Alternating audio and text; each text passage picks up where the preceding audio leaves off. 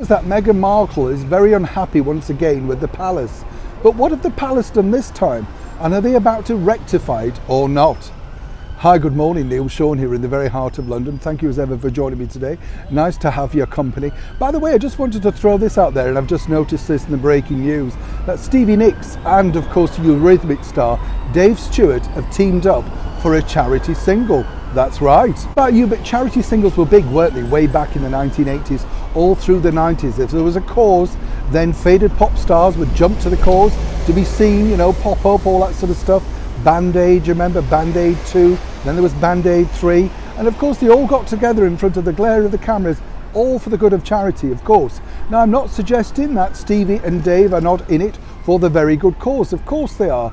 But again, one does have to think, doesn't Ukraine have enough problems? And if they are these really respected musicians who have had countless hits and are multimillionaires, maybe perhaps a donation might be more useful?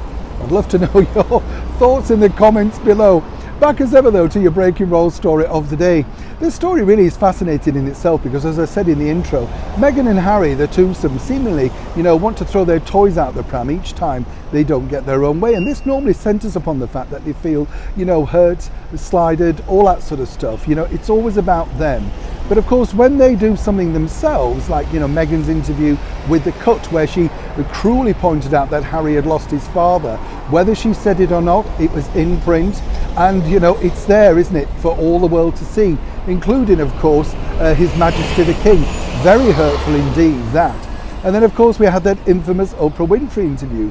But this time around, it looks like Harry and Meghan are really, really upset over this. And they feel that they should have received some support from the palace, the institution apparently, that they wanted to run away from. I do find this odd, because it's like a double-sided coin, isn't it? They want it when they want it, but then, they don't when they don't. As ever, here's the deal though. According to a very good source, and as ever, we have to say allegedly, Meghan in particular feels that the palace should have come out and condemned those books. The books I'm talking about? Revenge by Tom Bower and Courtiers by Valentine Lowe. Now, both books are doing incredibly well, although, as I told you recently, Tom Bower's book is the biggest seller so far this year, doing splendid business for that particular publisher and rather detailed himself. I think Tom knows how to sell a book, whereas Valentine's a little bit more gentlemanly, shall we say, a little bit too quiet for that particular game, although his book is a very good read.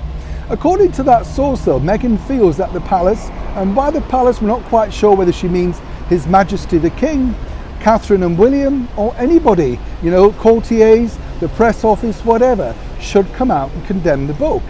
But again, Meghan has a sort of really strange grip on reality, or indeed exactly how royal protocol works.